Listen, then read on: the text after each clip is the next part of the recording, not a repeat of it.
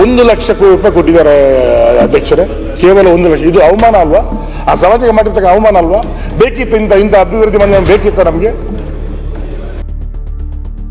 9 ಕಟ್ಟಡ ನಿರ್ಮಾಣ ಆಗಿದೆ, ಆದರೆ ಇವತ್ತಲ್ಲಿ ಏನೇನೋ ಅವ್ಯವಹಾರ ನಡೀತಾ ಇದೆ ರಾಜ್ಯ ಹೊತ್ತಲ್ಲಿ. ನೀವು ಅಲ್ಲಿ ಕೂತಿದ್ದೀರಿ, ಜನ ನಮ್ಮನ್ನು ಇಲ್ಲಿ ಕೂರಿಸಿದ್ದಾರೆ. ಈ ನಿಟ್ಟಿನಲ್ಲಿ ಜನರ ಋಣ ತೀರಿಸಬೇಕಲ್ಲ ನಾವು. ಇರೇ ಗೊತ್ತುಂಡತ್ತ ಏ ಸಮಯ ಓದಾಡೋದು ನಾವು ವಾರ ನೆವಾರ.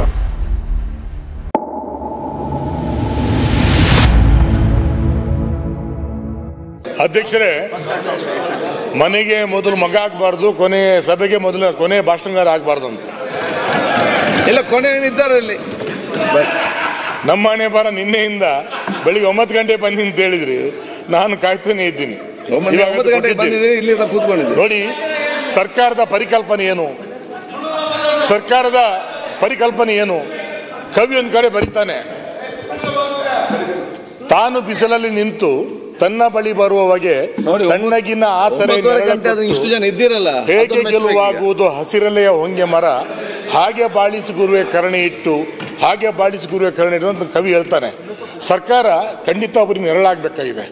ಇವತ್ತು ಇದು ಕೆಲವರಿಗೆ ನೆರಳಾಗಿದೆ, ಅದು ನಮ್ಮಂಥವ್ರಿಗೆ ನೆರಳಿಲ್ಲ. ಇದರಲ್ಲಿ ನೀವು ಕೂಡ ಭಾಗಿದಾರರಾಗ್ತೀರಿ.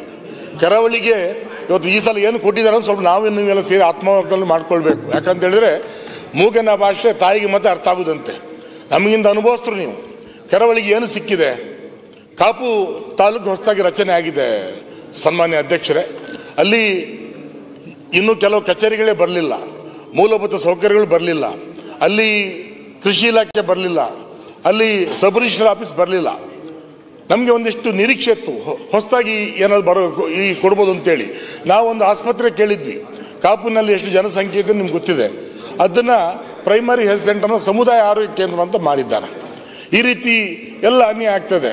ಆಮೇಲೆ ನಿಮಗೆ ಅಲ್ಲಿ ಮಳೆಗಾಲದಲ್ಲಿ ಅದಕ್ಕೆ ಮಳೆ ಬೀಳ್ತದೆ, ಆದರೆ ಈಗಲೇ ಅಲ್ಲಿ ಅಗಸ ನೀರೊಳಗಿದ್ದು ಬಾಯಾರಿ ಸತ್ತಂತೆ ಅನ್ನುವಂತೆ ಈಗಲೇ ನೀರಿಗೆ ತಾತ್ಸಾರ ಶುರುವಾಗಿದೆ. ಹಾಗಾಗಿ ಅಲ್ಲಿ ಪಶ್ಚಿಮ ವಾಹಿನಿ ಘಟ್ಟದಿಂದ ಆ ನೀರನ್ನು ತಿರುಗಿಸಿ ವೆಂಟಿಲೇಟ್ ಡ್ಯಾಮ್ ಮಾಡಿದರೆ ಖಂಡಿತ ನಮ್ಗೊಂದು ಕಡೆ ಸಮುದ್ರ ಇದೆ, ಒಂದು ಕಡೆ ನದಿ ಇದೆ, ಆದರೆ ನಮ್ಮ ದುರದೃಷ್ಟಕ್ಕೆ ಅಲ್ಲಿ ನೀರು ಇವತ್ತು ಸಿಗ್ತಾ ಇಲ್ಲ.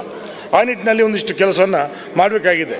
ಹಾಗಾಗಿ ಮತ್ತೆ ಅಷ್ಟು ಮಾತ್ರ ಅಲ್ಲ, ಇವತ್ತು ನದಿಗಳ ಕೊರತೆ ಉಂಟಾಗ್ತದೆ. ಪ್ರತಿ ಅಧಿವೇಶನದಲ್ಲಿ ಕೂಡ ನಾನು ಹೇಳ್ತಾನೆ ಇರ್ತೇನೆ. ಅದನ್ನು ಸರಿ ಮಾಡುವಂಥ ರೀತಿಯಲ್ಲಿ ಇವತ್ತು ಸಾರ್ವಜನಿಕ ಆಸ್ತಿ ಪಾಸ್ತಿ ನಷ್ಟ ಆಗ್ತದೆ, ಅದನ್ನು ಸರಿ ಮಾಡುವಂಥ ರೀತಿಯಲ್ಲಿ ಇವತ್ತು ನಡಿಬೇಕಾಗಿದೆ. ಇವತ್ತು ಹಾಗೆ ಲೋಕೋಪಯೋಗಿ ಇಲಾಖೆ ಇವತ್ತು ಮಿನಿಸ್ಟ್ರಿ ಇಲ್ಲ. ಇಲ್ಲಿ ರಸ್ತೆಗಳಲ್ಲಿ ಕಿರು ಸೇತುವೆ ನಿರ್ಮಾಣ ಆಗಬೇಕಾಗಿದೆ. ಯಾಕಂದ್ರೆ ನಾನು ಮತ್ತೆ ಹೇಳುವಂಥದ್ದು, ನಮ್ಮ ಭೌಗೋಳಿಕ ಪ್ರದೇಶ ಎಲ್ಲಕ್ಕಿಂತ ವಿಭಿನ್ನ ಇರ್ತಕ್ಕಂಥದ್ದು.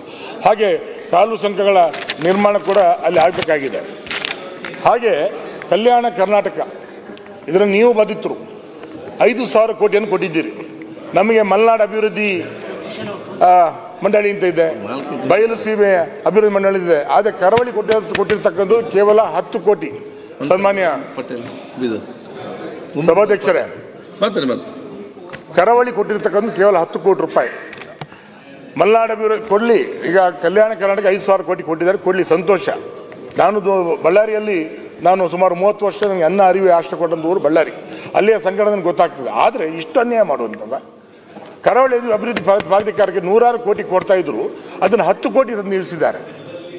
ಅನಂತರದಲ್ಲಿ ಇವತ್ತು ಬೆಳಪು ಅನ್ನುವಂಥ ಗ್ರಾಮದಲ್ಲಿ ಸನ್ಮಾನ್ಯ ಮುಖ್ಯಮಂತ್ರಿಗಳು ಬಂದು 2015ರಲ್ಲಿ ಶಂಕುಸ್ಥಾಪನೆ ಮಾಡಿ 33 ಕೋಟಿ ಅಲ್ಲಿ ಖರ್ಚು ಮಾಡಿದ್ದಾರೆ. ಅಲ್ಲಿ ಸ್ನಾತಕೋತ್ತರ ಅಧ್ಯಯನ ಕೇಂದ್ರ ಅಂತ ಮಾಡಿದ್ದಾರೆ. 9 ಕಟ್ಟಡ ನಿರ್ಮಾಣ ಆಗಿದೆ. ಆದರೆ ಇವತ್ತಲ್ಲಿ ಏನೇನೋ ಅವ್ಯವಹಾರ ನಡೀತಾ ಇದೆ ರಾಜ್ಯ ಹೊತ್ತಲ್ಲಿ. ಮೊನ್ನೆ ಸನ್ಮಾನ್ಯ ಮಂತ್ರಿಗಳು ಕೇಳ್ಕೊಂಡೆ ನಾನು, ಏನೋ something have to start from there ಅಂತೇಳಿ. ಅಲ್ಲಿ ಸಣ್ಣದಾಗಿ ಏನಾದರೂ ಇದು ಮಾಡಿ ಅಲ್ಲಿ ಅವ್ಯವಹಾರ ನಿಂತೋಗ್ಬಿಡ್ತಾ ಅಂತೇಳಿ. ಹಾಗೆ ಇವತ್ತು ನಾನು ಅಕಾಡೆಮಿಕ್ ಕೌನ್ಸಿಲ್ ಮೆಂಬರ್ ಆಗಿದ್ದೆ. ನಾನು ಉಡುಪಿ ಜಿಲ್ಲೆ ನನ್ನ ಒಬ್ಬನ್ನೇ ಮಾಡಿದ್ದಾರೆ. ಮಂದರಗೌಡರು ಅದ್ರ ಮೆಂಬರ್ ಆಗಿದ್ದಾರೆ. ನಾನು 1-2 ಮೀಟಿಂಗ್ ಹೋದೆ. ಅಲ್ಲಿ ಇದ್ರ ಬಗ್ಗೆ ಚರ್ಚೆ ಮಾಡೋಣ ಅಂತ ಹೇಳಿದ್ರೆ ಅಲ್ಲಿ ಸಂಬಳ ಕೊಡಲಿಕ್ಕೆ ಯೂನಿವರ್ಸಿಟಿ ಸಂಬಳ ಕೊಡ್ಲಿಕ್ಕೆ ದುಡ್ಡಿಲ್ಲ. ಅಲ್ಲಿ ಈ ಉತ್ತರ ಕನ್ನಡ ಭಾಷೆಯಲ್ಲಿ ಹೇಳ್ತಾರೆ ಊದತ್ತು ಕೊಟ್ಟು ಉದರ ತಗೋಣ ಅಂತೇಳಿ. ನಮ್ಗೆ ಇಲ್ಲಿಯೂ ಸಂಕಟ, ಅಲ್ಲಿ ಹೋದ್ರೆ ಅದೇ ಮತ್ತೆ ನಾವು ಸಾಮಾನ್ಯ ಅಲ್ಲಿ ಮೀಟಿಂಗ್ ಹೋಗೋದು ಬಿಟ್ಬಿಟ್ಟ. ಈ ರೀತಿ ಪರಿಸ್ಥಿತಿ ಇದೆ. ಹಾಗೆ KIDB ಅಂತೇಳಿ ಒಂದು ಸಂಸ್ಥೆ ಇದೆ. ಅಲ್ಲಿ 576 ಎಕರೆ ಜಮೀನನ್ನು ಅಲ್ಲಿ ಅಕ್ವೈರ್ ಮಾಡಿದ್ದಾರೆ. ಅಲ್ಲಿ ಇಂಡಸ್ಟ್ರಿ ಬರಬೇಕು. ನಮ್ಮ ವಿದ್ಯಾವಂತರು ಅಲ್ಲಿ BE ಮಾಡಿ, MBA ಮಾಡಿ, BBA ಮಾಡಿ, BCom ಮಾಡಿ, BSc ಮಾಡಿ ನಮ್ಮ ಊರನ್ನು ಬಿಟ್ಟು ಪರ ದೇಶಕ್ಕೆ, ಪರ ರಾಜ್ಯಕ್ಕೆ ಹೋಗ್ತಾರೆ. ಆದರೆ ಅಲ್ಲಿ ಭೂಮಿ ಕಳ್ಕೊಂಡಂಥವರಿಗೆ, ಸ್ಥಳೀಯರಿಗೆ ಉದ್ಯೋಗ ಸಿಗ್ತಾ ಇಲ್ಲ. ಆ ನಿಟ್ಟಿನಲ್ಲಿ ಒಂದಷ್ಟು ನಾವು ಗಮನ ಹರಿಸಬೇಕಾಗಿದೆ. ಹಾಗೆ ಅಲ್ಲಿ ಈಡಿಗರು ಮತ್ತು ಬಿಲ್ ಅವರು ಇತರ 26 ಸಮುದಾಯದವರಿಗೆ ನಾರಾಯಣಗುರು ಅಭಿವೃದ್ಧಿ ಮಂಡಳಿ ಅಂತೇಳಿ ಭಾಳ ಹೆಮ್ಮೆಯಿಂದ, ಹೆಗ್ಗಳಿಕೆಯಿಂದ ನಾವೆಲ್ಲ ಮಾಡ್ಕೊಂಡ್ವಿ. 1 ಲಕ್ಷ ಕೋಟಿ ರೂಪಾಯಿ ಕೊಟ್ಟಿದ್ದಾರೆ ಅಧ್ಯಕ್ಷರೇ, ಕೇವಲ 1 ಲಕ್ಷ. ಇದು ಅವಮಾನ ಅಲ್ವಾ? ಆ ಸಮಾಜಕ್ಕೆ ಮಾಡಿರ್ತಕ್ಕ ಅವಮಾನ ಅಲ್ವಾ? ಬೇಕಿತ್ತು ಇಂಥ ಅಭಿವೃದ್ಧಿ ಮಂಡಳಿ ಬೇಕಿತ್ತ ನಮಗೆ? ನಿಮಗೆ ಗೊತ್ತಿದೆ, 2 ಜಿಲ್ಲೆಯಲ್ಲಿ ಅತ್ಯಂತ ಹೆಚ್ಚಿನ ಸಂಖ್ಯೆಯಲ್ಲಿ ಇರ್ತಕ್ಕಂಥ ನಮ್ಮ ಬಿಲ್ಲ ಬಂಧುಗಳು, ಈಡಿಗ ಬಂಧುಗಳು 1 ಲಕ್ಷ ರೂಪಾಯಿ ಕೊಟ್ಟಿದ್ದಾರೆ ಅಧ್ಯಕ್ಷರು. ಜನ ನಮ್ಮನ್ನು ಕೇಳ್ತಿದ್ದಾರೆ, ನೀವು ಏನು ಮಾಡ್ತೀರಿ ಅಂತೇಳಿ. ನನಗೆಲ್ಲ ಎಲ್ಲ ಜನಪ್ರತಿನಿಧಿಗಳು ಅಲ್ಲಿ ಕೇಳ್ತಿದ್ದಾರೆ. ಹಾಗಾಗಿ ಅದು ಆ ಕೆಲಸ ಕೂಡ ಆಗಬೇಕಾಗಿದೆ. ಯಾಕಂತ ಹೇಳಿದ್ರೆ ನಮಗೆಲ್ಲ ಒಂದು ಋಣ ಇದೆ. ಹೇಳ್ತಾರೆ, ಹಲ್ಲು ಹೋಗಿ ಬೆನ್ನು ಬಾಗಿ ಅನ್ಯರಿಗೆ ಹಂಗಾಗುವ ಮುನ್ನ, ಮೊಣಕಾಲೆ ಮೇಲೆ ಕೈಯನ್ನು ಕೋಲು ಹಿಡಿಯುವ ಮುನ್ನ, ಮೃತ್ಯು ಮುಟ್ಟುವ ಮುನ್ನ, ಉರುಳುವ ಹಗಲಿರುಳು ಉರುಳಾಗುವ ಮುನ್ನ ಧನ್ಯ ಕಾರ್ಯ ಮಾಡ್ರಯ್ಯ, ಧನ್ಯ ಕಾರ್ಯ ಮಾಡ ಅಂತ ಹೇಳ್ತಾರೆ. ಹಾಗಾಗಿ ನೀವು ಅಲ್ಲಿ ಕೂತಿದ್ದೀರಿ, ಜನ ನಮ್ಮನ್ನು ಇಲ್ಲಿ ಕೂರಿಸಿದ್ದಾರೆ. ಈ ನಿಟ್ಟಿನಲ್ಲಿ ಜನರ ಋಣ ತೀರಿಸಬೇಕಲ್ಲ ನಾವು. ಇವತ್ತು ತುಳುನಾಡಿನ ಸಂಸ್ಕೃತಿ ಗೊತ್ತಿದೆ ನಿಮಗೆ. ಅಲ್ಲಿ ಯಕ್ಷಗಾನಗಳು, ಅಲ್ಲಿಯ ಬಯಲಾಟಗಳು, ಅಲ್ಲಿಯ ಕಂಬಳಗಳು, ಅಲ್ಲಿಯ ಕೋಳಿ ಅಂಕ, ಇವಿನ ಬಜೆಟಲ್ಲಿ ಏನೂ ಕೊಡಲಿಲ್ಲ, ಅದರ ಗಮನವೇ ಹರಿಸಿಲ್ಲ.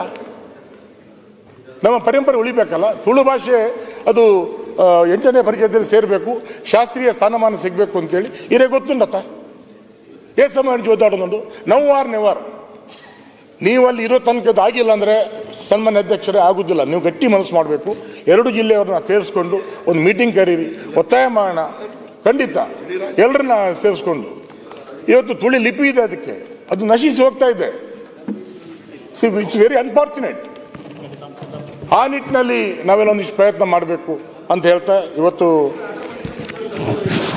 ಹಾಗೆ ಪುರಸಭೆ ಆಗಿದೆ ನಮಗೆ. ಇವತ್ತವರೆಗೆ ಅಲ್ಲಿ UGD ವ್ಯವಸ್ಥೆ ಆಗಿಲ್ಲ. ನಾವು ಈ ಹುಟ್ಟ ಬಾಲಗೃಹ ಪೀಠ ಅಂತ ಹೇಳ್ತೀವಿ. ನಾವು ಶಾಸಕರಾದಾಗ ಈ ಎಲ್ಲ ಸಂಕಟ. ಹೊಸ ತಾಲೂಕು ಆಗಿದೆ, ಹೊಸ ಪುರಸಭೆ ಆಗಿದೆ. ಆದರೆ ಅಲ್ಲಿ ನಾನು ಏನೋ ದೊಡ್ಡ ಸಂಭ್ರಮ ಪಟ್ಟಿದ್ದೆ ಶಾಸಕರಾದ ಮೇಲೆ. ದುರಂತ ಅಂತ ಹೇಳಿದ್ರೆ ನಮ್ಮ ಸರ್ಕಾರ ಇಲ್ಲ ಅಂದ್ರೆ ಎಷ್ಟು ಸಂಕಟ, ಕಷ್ಟ ಅಂತೇಳಿ ಅದು ನಮಗೆ ಈಗ ಅರ್ಥ ಆಗ್ತದೆ. ಎಲ್ಲದರಲ್ಲಿ ಹಸ್ತಕ್ಷೇಪ, ಒಂದು ಡಿಫ್ಯಾಕ್ಟೋ MLAs ಅಂತ ಇದ್ದಾರೆ. ಅಲ್ಲಿ ನಮಗೆ ಆಡಳಿತದಲ್ಲಿ ಹಸ್ತಕ್ಷೇಪ, ಧಾರ್ಮಿಕವಾಗಿ ಹಸ್ತಕ್ಷೇಪ, ಸ್ಟೇಷನ್ಗಳಲ್ಲಿ ಹಸ್ತಕ್ಷೇಪ. ಈ ಸಂಕಟ ಯಾರ ಮುಂದೆ ಹೇಳ್ಕೊಳ್ಬೇಕು ನಾವು? ವರ್ಕ್ ಆರ್ಡರ್ ಅದನ್ನ ಚೇಂಜ್ ಮಾಡ್ಕೊಂಡು ಬರ್ತಾರೆ. ನೀವು ನಮ್ಮ ರಕ್ಷಣೆ ಬರಬೇಕಲ್ಲ. ಈಗ ನೀವು ಅಪಾರ ಅನುಭವ ಇದ್ದವರು, ಒಳ್ಳೆ ಹೆಸರಿದೆ ನಿಮಗೆ. We are proud about you ಅಧ್ಯಕ್ಷರೇ. ನೀವು ಆ ಸ್ಥಾನದಲ್ಲಿ ಕೂತು ನಾವು ಅತ್ಯಂತ ಖುಷಿ ಪಟ್ಟವ್ರು. ನಾವು 2 ಜಿಲ್ಲೆಯ ಶಾಸಕರು ಅತ್ಯಂತ ಖುಷಿ ಪಟ್ಟಂತವ್ರು ನಾವು, ನಮ್ಮವರೊಬ್ಬರು ಆಗಿದ್ದಾರೆ ಅಂತೇಳಿ. ಆದರೆ ನೀವು ಸರಿ ಮಾಡಬೇಕು. ನೀವು ಖುಷಿ ಪಟ್ಟಿದ್ದೀರಿ, ಹೌದು.